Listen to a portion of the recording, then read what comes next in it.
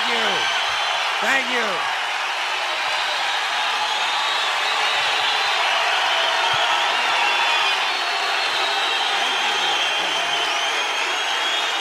Thank you. Thank you very much. Thank you. Thank you all. Thank you all. Thank you. And hello, New York. Hello, New York, and thank you. Yeah. Okay.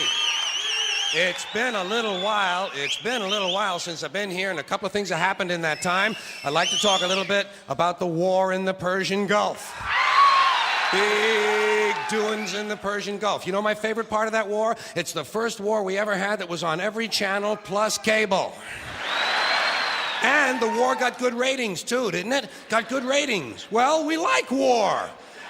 We like war. We're a warlike people. We like war because we're good at it.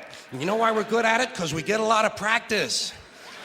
This country's only 200 years old, and already we've had 10 major wars. We average a major war every 20 years in this country, so we're good at it. And it's a good thing we are. We're not very good at anything else anymore. Huh? Can't build a decent car, can't make a TV set or a VCR worth the fuck. Got no steel industry left, can't educate our young people, can't get health care to our old people, but we can bomb the shit out of your country, all right? Huh? We can bomb the shit out of your country, all right? Especially if your country is full of brown people. Oh, we like that, don't we? That's our hobby. That's our new job in the world, bombing brown people. Iraq, Panama, Grenada, Libya, you got some brown people in your country, tell them to watch the fuck out, or we'll goddamn bomb them. Well, when's the last white people you can remember that we bombed? Can you remember the last white? Can you remember any white people we've ever bombed? The Germans, those are the only ones, and that's only because they were trying to cut in on our action. They wanted to dominate the world. Bullshit, that's our fucking job. That's our fucking job.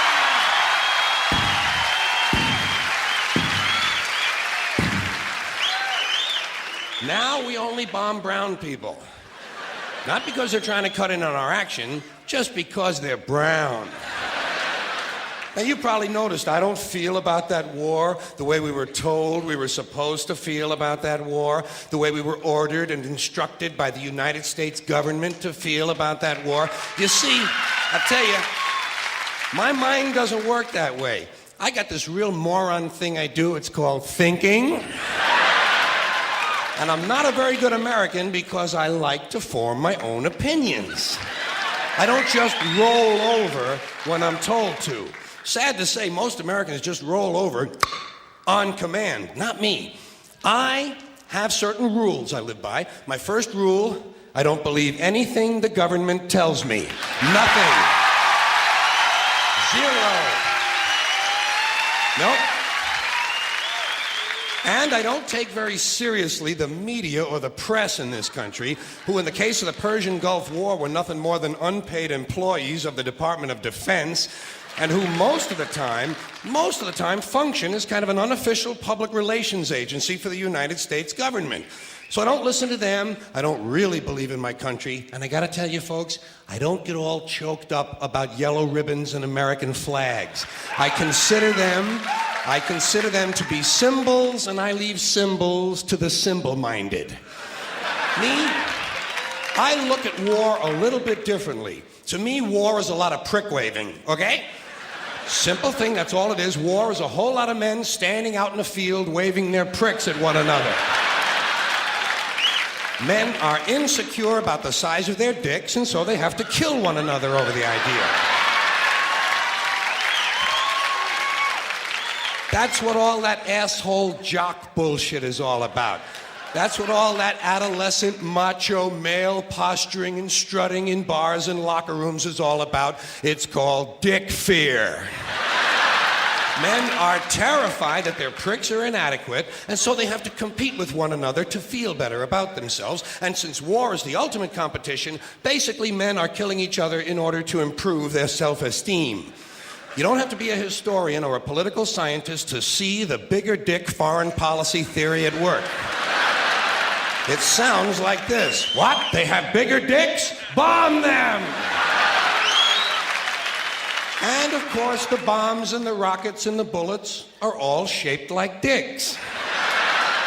It's a subconscious need to project the penis into other people's affairs. It's called fucking with people.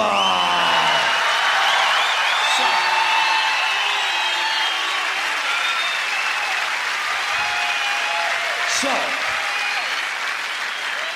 as far as I'm concerned, that whole thing in the Persian Gulf was nothing more than a big prick-waving dick fight. In this particular case, Saddam Hussein had questioned the size of George Bush's dick. And George Bush has been called a wimp for so long. Wimp rhymes with limp.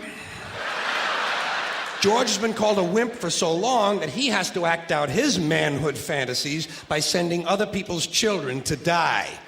Even the name Bush. Even the name Bush is related to the genitals without being the genitals. A bush is a sort of passive secondary sex characteristic. Now, if this man's name had been George Boner, well, he might have felt a little bit better about himself and we wouldn't have had any trouble over there in the first place. This whole country has a manhood problem. Big manhood problem in the USA. You can tell from the language we use. Language always gives you away. What did we do wrong in Vietnam? We pulled out. Not a very manly thing to do, is it? When you're fucking people, you gotta stay in there and fuck them good. Fuck them all the way. Fuck them till the end. Fuck them to death. Fuck them to death. Fuck them to death. Stay in there and keep fucking them until they're all dead. We left a few women and children alive in Vietnam, and we haven't felt good about ourselves since. That's why in the Persian Gulf, George Bush had to say, "This will not be another Vietnam." He actually used these words. He said, "This time we're going all the way." Imagine an American president using the sexual slang of a 13-year-old to describe his foreign policy.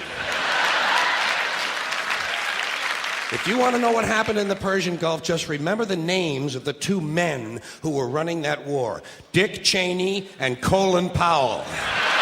Somebody got fucked in the ass.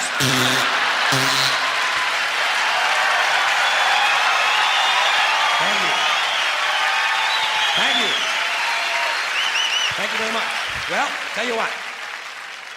Now, to balance the scale, I'd like to talk about some things that bring us together. Things that point out our similarities instead of our differences. Because that's all you ever hear about in this country is our differences. That's all the media and the politicians are ever talking about, the things that separate us, things that make us different from one another.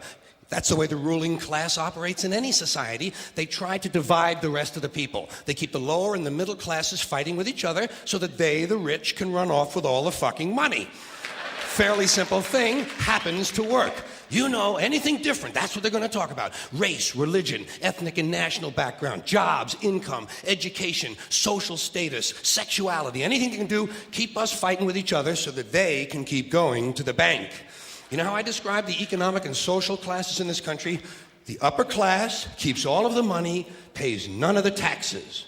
The middle class pays all of the taxes, does all of the work. The poor are there just to scare the shit out of the middle class. Keep them showing up at those jobs. So stirring up the shit is something I like to do from time to time, but I also like to know that I can come back to these little things we have in common, little universal moments that we share separately, the things that make us the same. They're so small we hardly ever talk about them. Did you ever look at your watch?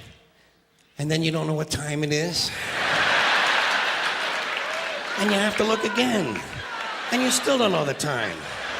So you look a third time and somebody says, "What time is it?" You say, "I don't know." Do you ever notice how sometimes all day Wednesday, you keep thinking it's Thursday? And it happens over and over all day long. And then the next day, you're all right again. Do you ever find yourself standing in one of the rooms in your house And you can't remember why you went in there?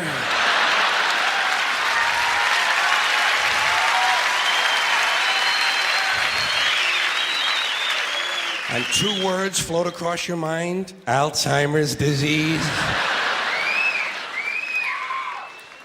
You ever been talking to yourself and somebody comes in the room and you have to make believe you were singing? And you hope to God the other person really believes there's a song called What Does She Think I Am? Some kind of putz? Little experiences we've all had. You ever been sitting in a railroad train in a station and there's another train sitting right next to you and one of them starts to move and you can't tell which one it is?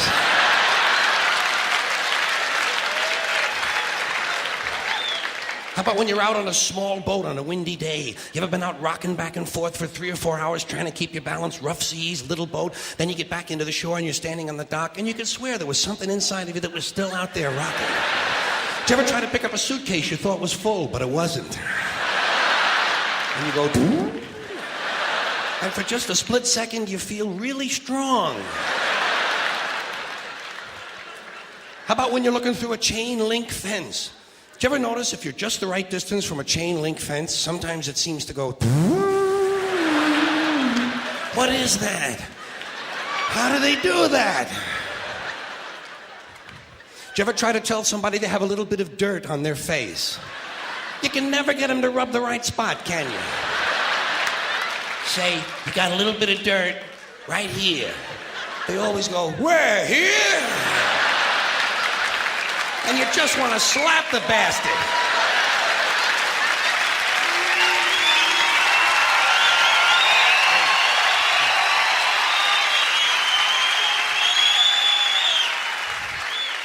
Did you ever notice how awful your face looks in a mirror in a restroom that has fluorescent lights? Every cut, scrape, scratch, scar, scab, bruise, boil, bump, pimple, zit, wart, welt, and abscess you've had since birth all seem to come back at the same time. And all you can think of is, I gotta get the fuck out of here!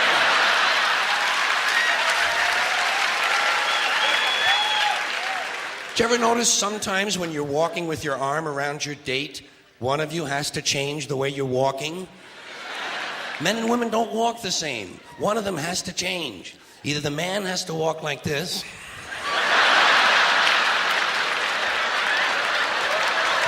or the woman has to walk like this.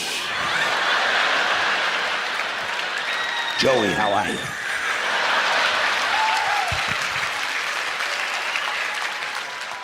How about when you're going up a flight of stairs and you think there's one more step? And you go...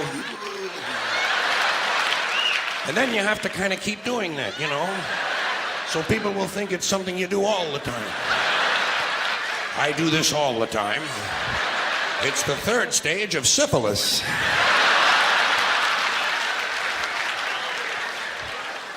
Same thing happens when you're going down the stairs.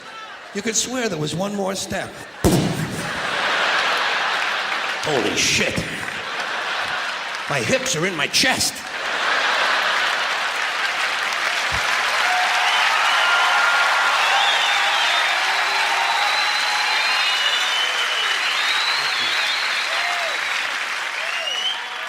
When you drink grapefruit juice in the morning, do you go like this?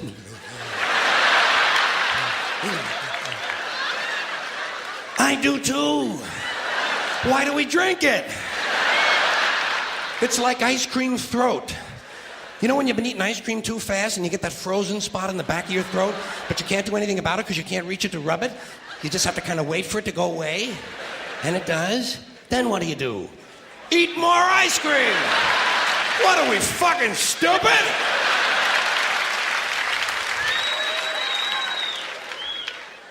Did you ever fall asleep on a late afternoon and wake up after dark and you don't know what goddamn day it is?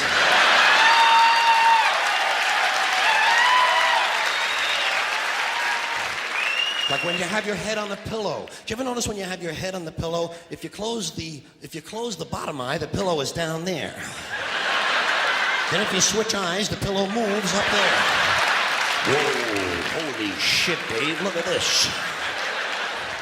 The mystery of the moving pillow. I think it's related to the chain link fence mystery myself. Do you ever have to sneeze while you're taking a piss? It's frightening, isn't it? It's frightening because actually you can't do it. It's physically impossible to sneeze while pissing. Your brain won't let it happen. Your brain says, stop pissing! We're going to sneeze now! Because your brain knows you might blow your asshole out.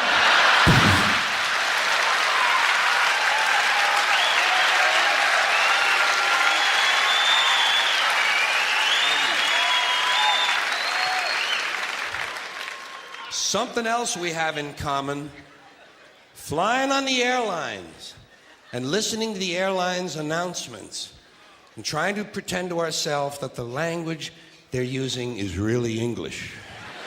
Doesn't seem like it to me. Whole thing starts when you get to the gate. First announcement. We would like to begin the boarding process. Extra word, process. Not necessary. Boarding is enough. We'd like to begin the boarding. Simple, tells the story. People add extra words when they want things to sound more important than they really are. Boarding process sounds important. It isn't. It's just a bunch of people getting on an airplane. People like to sound important. Weathermen on television talk about shower activity. Sounds more important than showers. I even heard one guy on CNN talk about a rain event. Swear to God. He said, Louisiana's expecting a rain event. I thought, holy shit, I hope I can get tickets to that.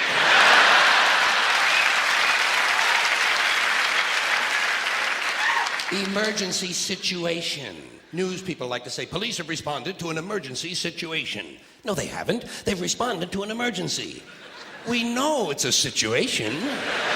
Everything is a situation. Anyway, as part of this boarding process, they say, we would like to pre-board. Well, what exactly is that anyway? What does it mean to pre-board? You get on before you get on? That's another complaint of mine. Too much use of this prefix pre. It's all over the language now. Pre this, pre that. Place the turkey in a preheated oven. It's ridiculous. There are only two states an oven can possibly exist in, heated or unheated. Preheated is a meaningless fucking term.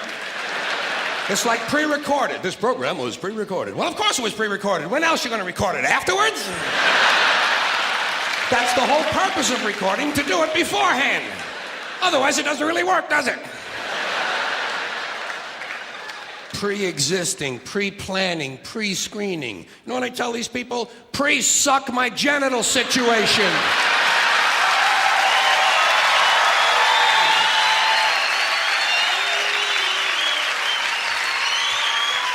And they seem to understand what I'm talking about.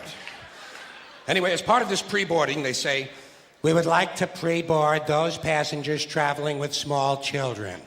Well, what about those passengers traveling with large children? Suppose you have a 2-year-old with a pituitary disorder. You know, a 6-foot infant with an oversized head. Kind of kid you see in the National Enquirer all the time. Actually, with a kid like that, I think you're better off checking him right in with your luggage at the curb, don't you?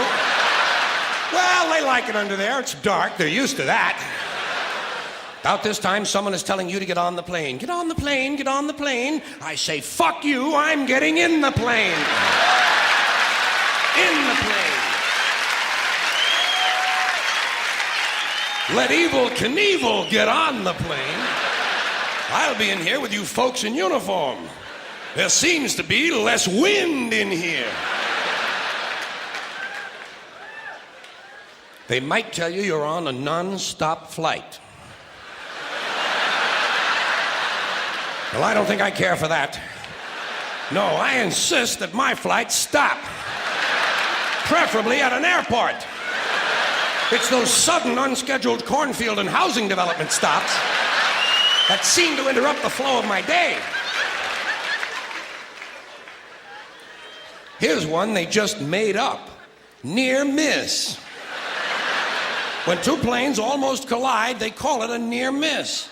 It's a near hit. A collision is a near miss. Look, they nearly missed.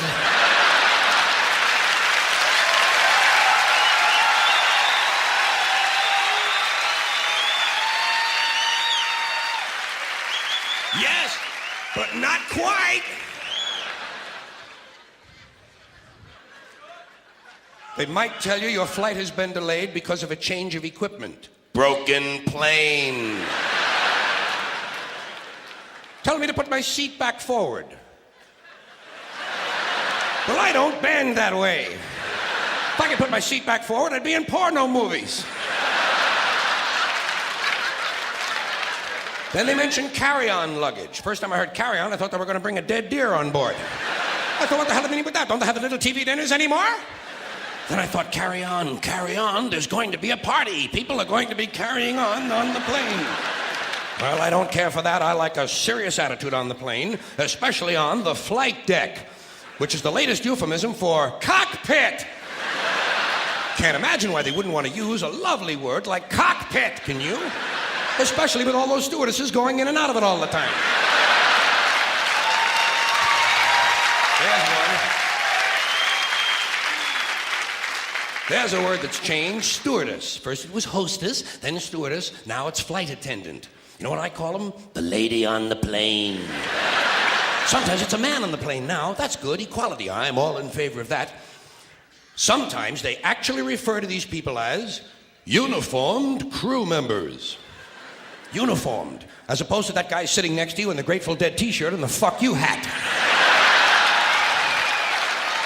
Who's working on his 9th little bottle of Kahlua, I might add. As soon as they close the door to the aircraft, that's when they begin the safety lecture. I love the safety lecture. This is my favorite part of the airplane ride. I listen very carefully to the safety lecture, especially that part where they teach us how to use the seat belts. Imagine this. Here we are, a plane full of grown human beings, many of us partially educated, and they're actually taking time out to describe the intricate workings of a belt buckle. Place the small metal flap into the buckle. Well, I asked for clarification at that point. Over here, please. Over here. Yes, thank you very much. Did I hear you correctly? Did you say place the small metal flap into the buckle, or place the buckle over and around the small metal flap? I'm a simple man. I do not possess an engineering degree, nor am I mechanically inclined. Sorry to have taken up so much of your time. Please continue with the wonderful safety lecture. Seatbelt. High-tech shit. The safety lecture continues. The next thing they do, they tell you to locate your nearest emergency exit. I do this immediately. I locate my nearest emergency exit, and then I plan my route. You have to plan your route. It's not always a straight line, is it? Sometimes there's a really big fat fuck sitting right in front of you.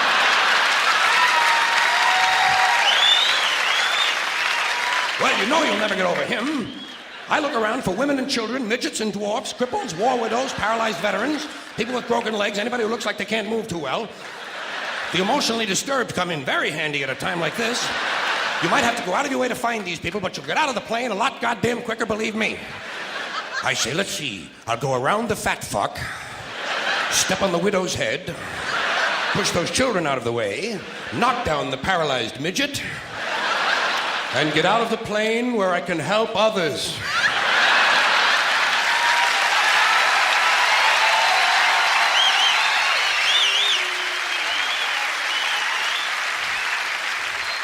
I can be of no help to anyone if I'm lying unconscious in the aisle with some big cocksucker standing on my head. I must get out of the plane, go to a nearby farmhouse, have a Dr. Pepper, and call the police. The safety lecture continues. In the unlikely event, this is a very suspect phrase, especially coming as it does from an industry that is willing to lie about arrival and departure times. In the unlikely event of a sudden change in cabin pressure, roof flies off. An oxygen mask will drop down in front of you. Place the mask over your face and breathe normally. Well, I have no problem with that. I always breathe normally when I'm in a 600-mile-an-hour uncontrolled vertical dive. I also shit normally. Right in my pants!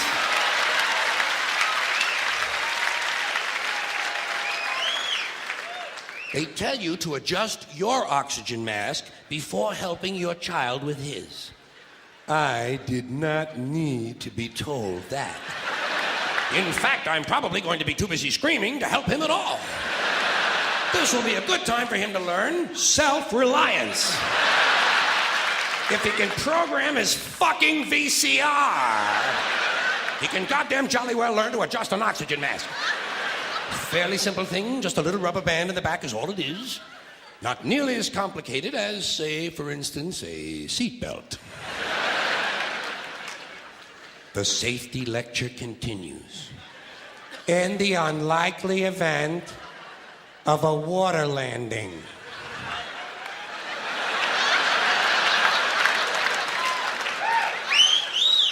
Well, what exactly is a water landing? Am I mistaken, or does this sound somewhat similar to crashing into the ocean?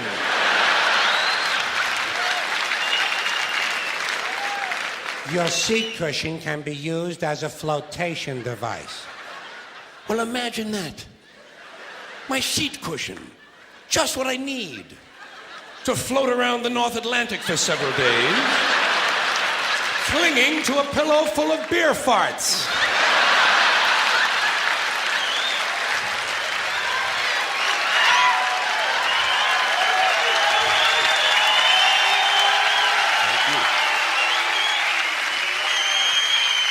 Thank you.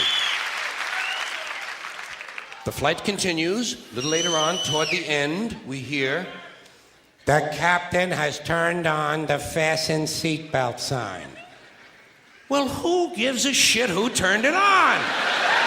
What does that have to do with anything? It's on, isn't it? And who made this man a captain, might I ask?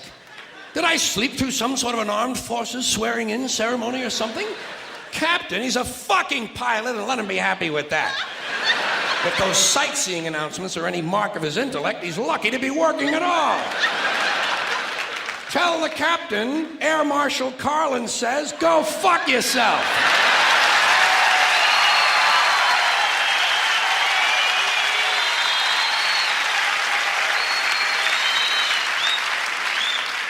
The next sentence I hear is full of things that piss me off. Before leaving the aircraft, please check around your immediate seating area for any personal belongings you might have brought on board. Well, let's start with immediate seating area. Seat! It's a goddamn seat. Check around your seat for any personal belongings. Well, what other kinds of belongings are there besides personal? Public belongings?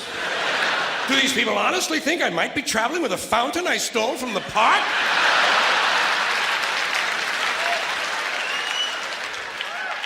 You might have brought on board. Well, I might have brought my arrowhead collection. I didn't, so I'm not going to look for it. I'm going to look for things I brought on board. Would seem to enhance the likelihood of my finding something, wouldn't you say? Telling me to return my seat back and tray table to their original upright positions? Fine. Who's going to return this guy in the Grateful Dead t-shirt and the fuck you hat to his original upright position? About this time, they tell you you'll be landing shortly. That sound to you like we're going to miss the runway? Final approach is not very promising either, is it? Final is not a good word to be using on an airplane. Sometimes the pilot will get on and you'll say, we'll be on the ground in 15 minutes. Well, that's a little vague, isn't it? Now we're taxiing in. She says, welcome to O'Hare International Airport. Well, how can someone who is just arriving herself possibly welcome me to a place she isn't even at yet? Doesn't this violate some fundamental law of physics? We're only on the ground 4 seconds. She's coming on like the fucking mayor's wife. Where the local time... Well, of course it's the local time. What did you think we were expecting? The time in Pango Pango? Enjoy your stay in Chicago or wherever your final destination might be. All destinations are final. That's what it means. Destiny, final. If you haven't gotten where you're going, you aren't there yet.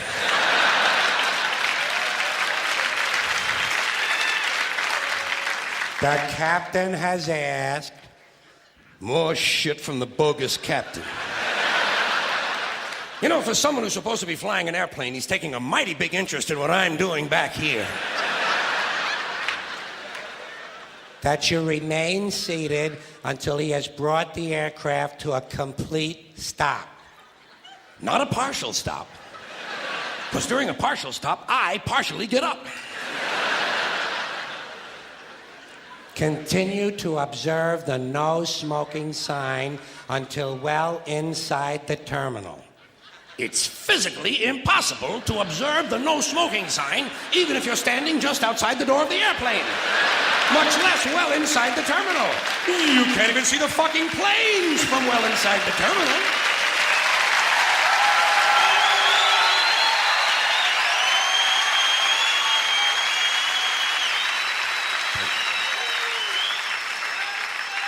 Which brings me to terminal. Another unfortunate word to be used in association with air travel. And they use it all over the airport, don't they? Somehow I just can't get hungry at a place called the Terminal Snack Bar. But if you've ever eaten there, you know it is an appropriate name.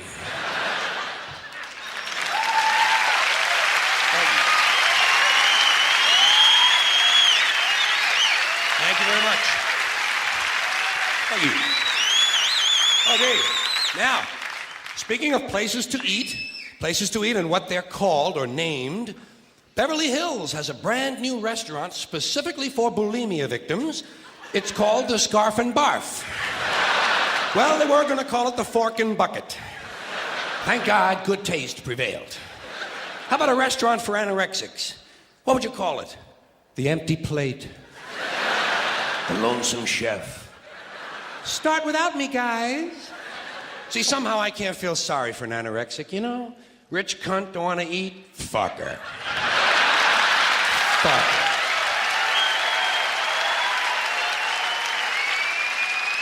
Don't eat. I give a shit.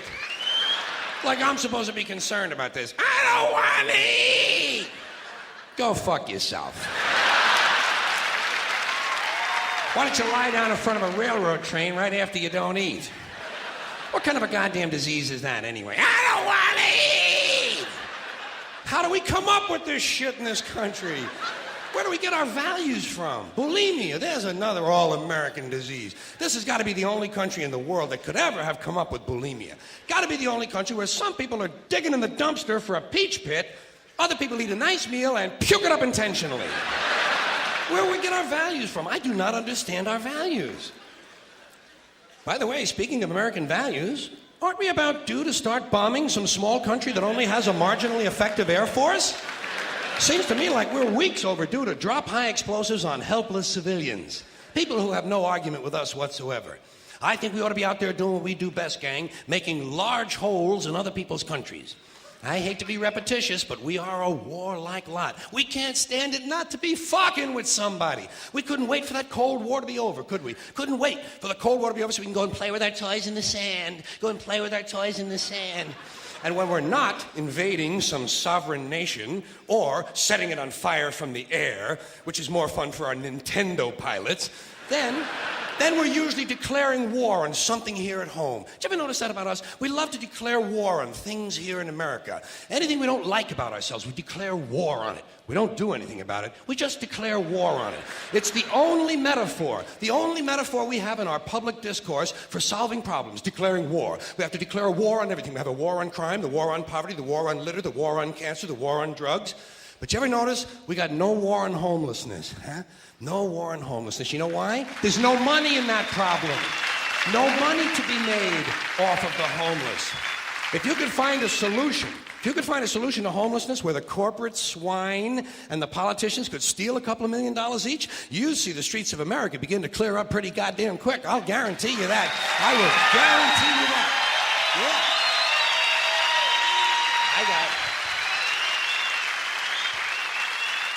I got an idea. You know what they ought to do? Give the homeless their own magazine. Give them their own magazine. Would make them feel better, for one thing.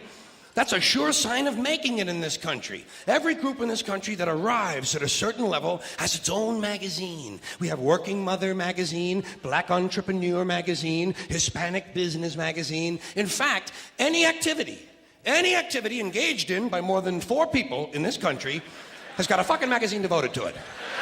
Skydiving, snowmobiling, backpacking, mountain climbing, bungee jumping, skeet shooting, duck hunting, jerking off, playing pool, shooting someone in the asshole with a dart gun.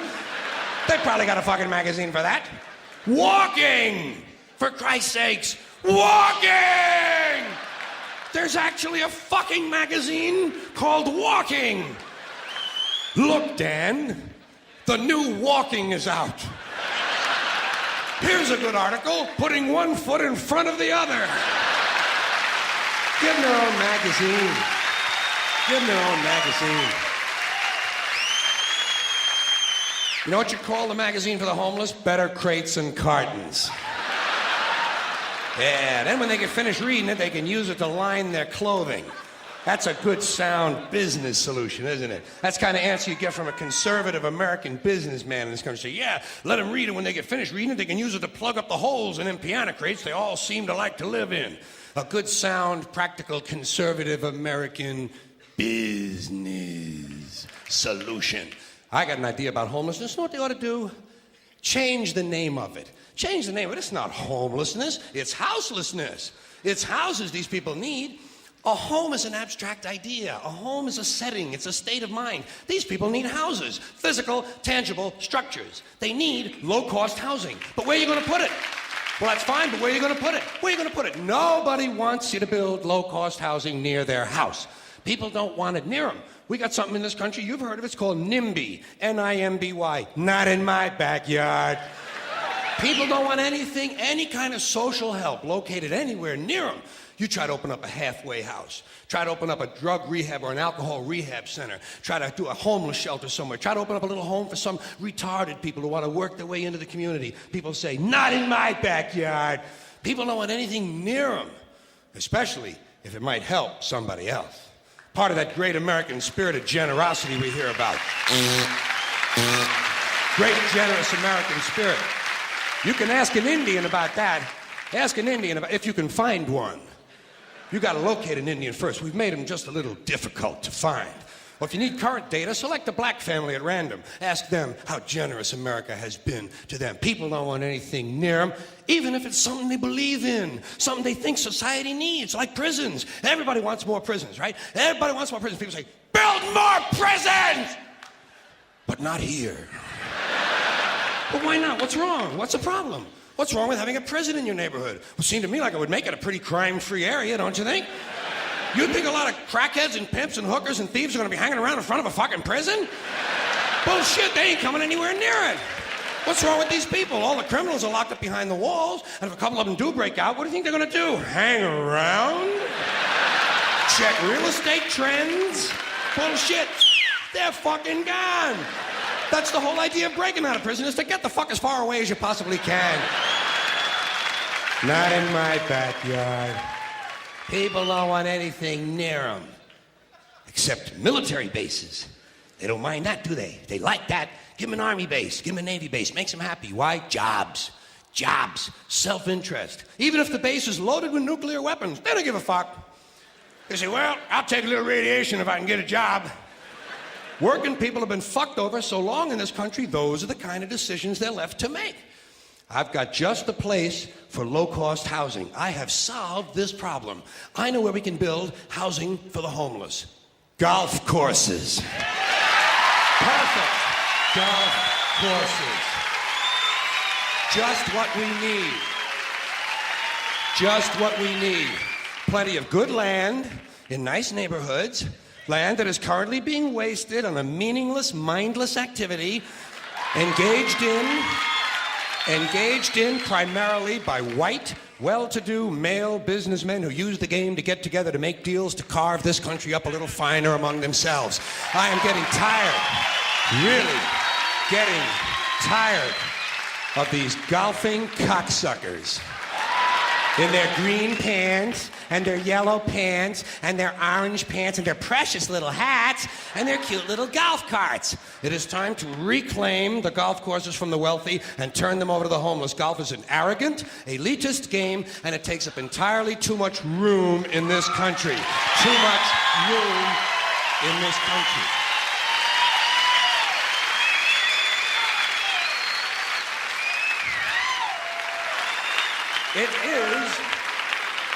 It is an arrogant game on its very design alone. Just the design of the game speaks of arrogance. Think of how big a golf course is. The ball is that fucking big. What do these pin-headed pricks need with all that land? There are over 17,000 golf courses in America. They average over 150 acres apiece. That's 3 million plus acres. 4,820 square miles. You could build 2 Rhode Islands and a Delaware for the homeless. On the land currently being wasted on this meaningless, mindless, arrogant, elitist, racist, there's another thing. The only blacks you'll find in country clubs are carrying trays. And a boring game for boring people. You ever watch golf on television? It's like watching flies fuck. And a mindless game, mindless. Think of the intellect it must take to draw pleasure from this activity. Hitting a ball with a crooked stick and then walking after it. And then hitting it again. I say, pick it up, asshole. You're lucky you found the fucking thing. Put it in your pocket and go the fuck home. You're a winner. You're a winner. You found it. No. Never happened. No chance of that happening. Dorco in the plaid knickers is going to hit it again and walk some more. Let these rich cocksuckers play miniature golf. Let them fuck with a windmill for an hour and a half or so. See if there's really any skill among these people. Now, I know there are some people who play golf who don't consider themselves rich. Fuck them! And shame on them for engaging in an arrogant, elitist pastime. Hey, here's another place we could put some low-cost housing. Cemeteries. There's another idea whose time has passed. Saving all the dead people for one part of town? What the hell kind of a medieval, superstitious, religious bullshit idea is that? Plow these motherfuckers up, plow them into the streams and rivers of America. We need that phosphorus for farming. If we're going to recycle, let's get serious.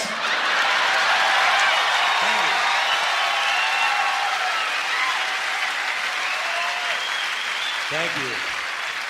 I appreciate it. I appreciate that. Good to have a little sip of this. The water, I assume, is still safe to drink in New York, huh?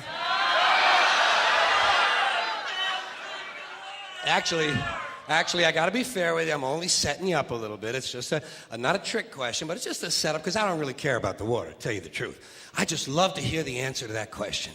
I ask that question everywhere I go. Everywhere I go, I say, how's the water? Haven't gotten a positive answer yet. Not one. Last year, I was in 40 states, 100 cities. Not one audience was able to say to me, yes, enjoy some of our fine local water. It is pure and it is good. Of course, I know a lot of people don't talk that way anymore, but nobody trusts the local water supply.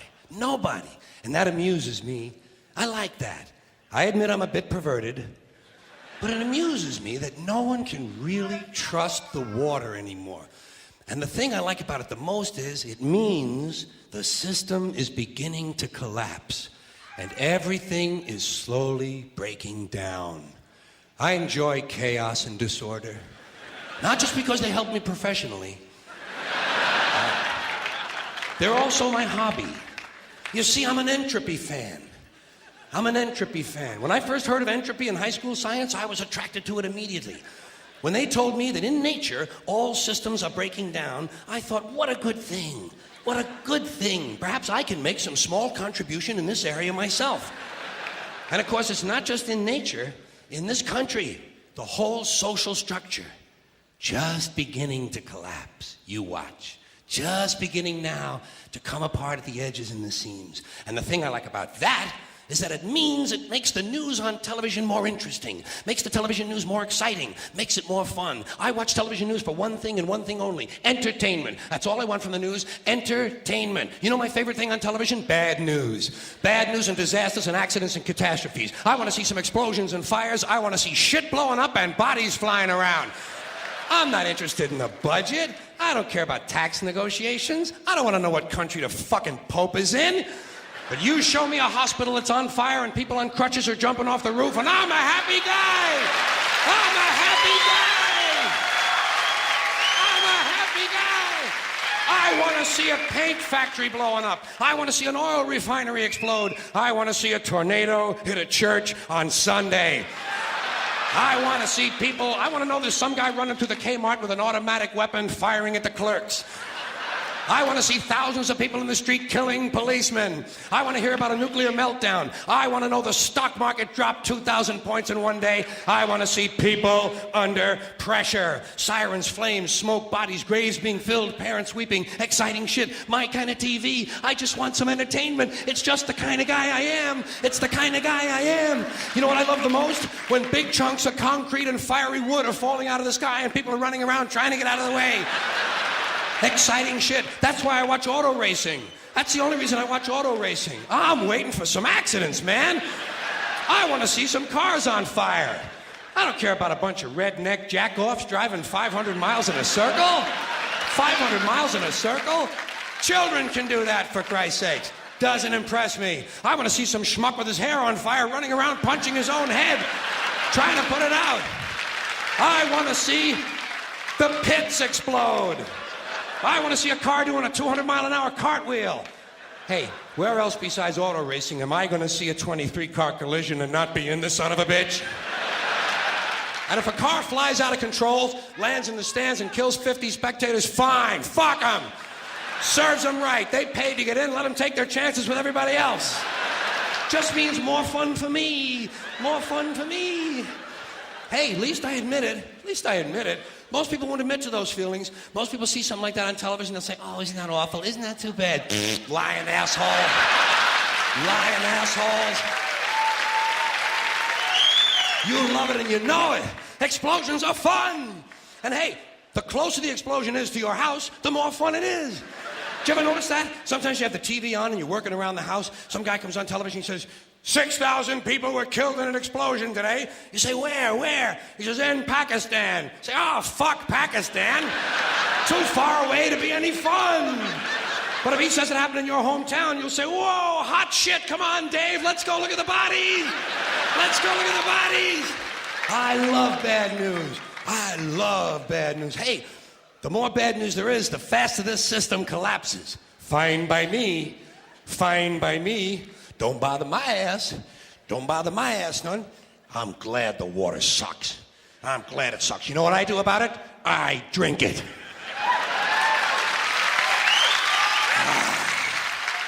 Unless it really smells. If it really smells a lot like sulfur, then I might buy a soda. But it's got to be a soda loaded with chemical additives. I like a lot of chemical additives in the things I eat and drink. See, I'm not one of these people who's worried about everything.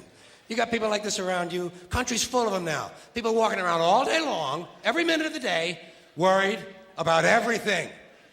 Worried about the air, worried about the water, worried about the soil.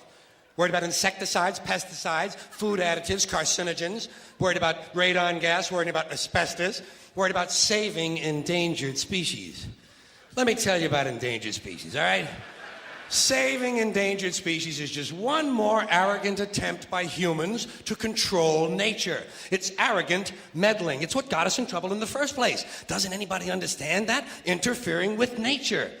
Over 90%, way over 90% of all the species that have ever lived on this planet, are gone. They're extinct. We didn't kill them all. They just disappeared. That's what nature does. They disappear these days at the rate of 25 a day. And I mean regardless of our behavior. Irrespective of how we act on this planet, 25 species that were here today will be gone tomorrow. Let them go gracefully. Leave nature alone. Haven't we done enough?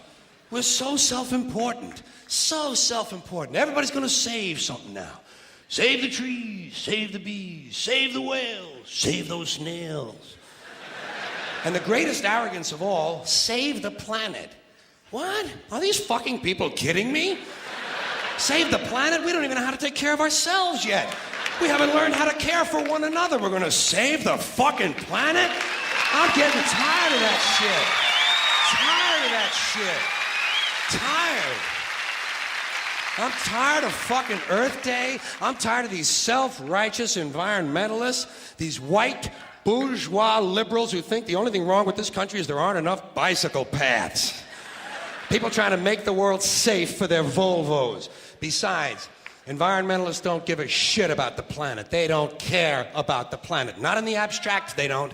Not in the abstract, they don't. You know what they're interested in? A clean place to live. Their own habitat. They're worried that someday in the future they might be personally inconvenienced. Narrow, unenlightened self-interest doesn't impress me. Besides, there is nothing wrong with the planet. Nothing wrong with the planet. The planet is fine. The people are fucked. Difference. Difference. The planet is fine. Compared to the people, the planet is doing great. It's been here 4.5 billion years. Did you ever think about the arithmetic? Planet has been here 4.5 billion years. We've been here, what, 100,000? Maybe 200,000? And we've only been engaged in heavy industry for a little over 200 years. 200 years versus 4.5 billion. And we have the conceit to think that somehow we're a threat? That somehow we're going to put in jeopardy this beautiful little blue-green ball that's just a-floating around the sun? The planet has been through a lot worse than us. Been through all kinds of things worse than us. Been through earthquakes, volcanoes, plate tectonics, continental drift, solar flares, sunspots, magnetic storms, the magnetic reversal of the poles, hundreds of thousands of years of bombardment by comets and asteroids and meteors, worldwide floods, tidal waves, worldwide fires, erosion, cosmic rays, recurring ice ages, and we think some plastic bags and some aluminum cans are going to make a difference? The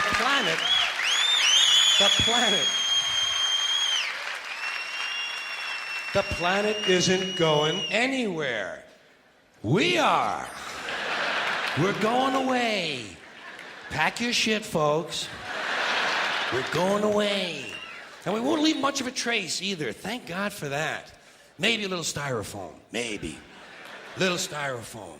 Planet will be here and we'll be long gone. Just another failed mutation. Just another closed-end biological mistake. An evolutionary cul-de-sac. The planet will shake us off like a bad case of fleas.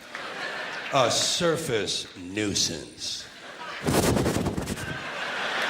You want to know how the planet's doing? Ask those people at Pompeii who are frozen into position from volcanic ash how the planet's doing. Want to know if the planet's all right? Ask those people in Mexico City or Armenia or 100 other places buried under thousands of tons of earthquake rubble if they feel like a threat to the planet this week. How about those people in Kilauea, Hawaii who build their homes right next to an active volcano and then wonder why they have lava in the living room? The planet will be here for a long, long, long time after we're gone, and it will heal itself, it will cleanse itself, because that's what it does. It's a self-correcting system. The air and the water will recover, the earth will be renewed, and if it's true that plastic is not degradable, well, the planet will simply incorporate plastic into a new paradigm, the earth plus plastic. The earth doesn't share our prejudice towards plastic. Plastic came out of the earth. The earth probably sees plastic as just another one of its children. Could be the only reason the earth allowed us to be spawned from it in the first place. It wanted plastic for itself. Didn't know how to make it. Needed us. could be the answer to our age-old philosophical question, why are we here? Plastic. Assholes. So, the plastic is here. Our job is done. We can be phased out now. And I think that's really started already, don't you? I mean, to be fair, the planet probably sees us as a mild threat, something to be dealt with. And I'm sure the planet will defend itself in the manner of a large organism, like a beehive or an ant colony can muster a defense. I'm sure the planet will think of something. What would you do if you were the planet trying to defend against this pesky, troublesome species? Let's see. What might... Viruses. Viruses might be good. They seem vulnerable to viruses. And viruses are tricky, always mutating and forming new strains whenever a vaccine is developed. Perhaps this first virus could be one that compromises the immune system of these creatures. Perhaps a human immunodeficiency virus, making them vulnerable to all sorts of other diseases and infections that might come along. And maybe it could be spread sexually, making them a little reluctant to engage in the act of reproduction. Well, that's a poetic note.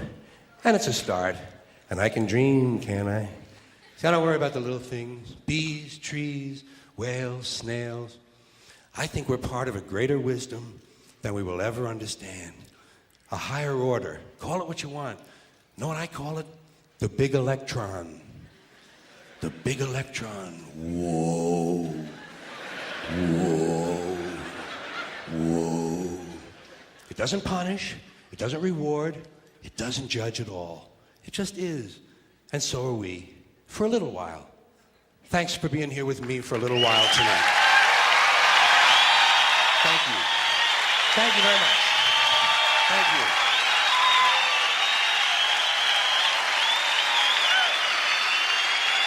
Thank you. You in New York City, take care of yourself. Take care of yourself. And take care of somebody else. Thank you. Good night.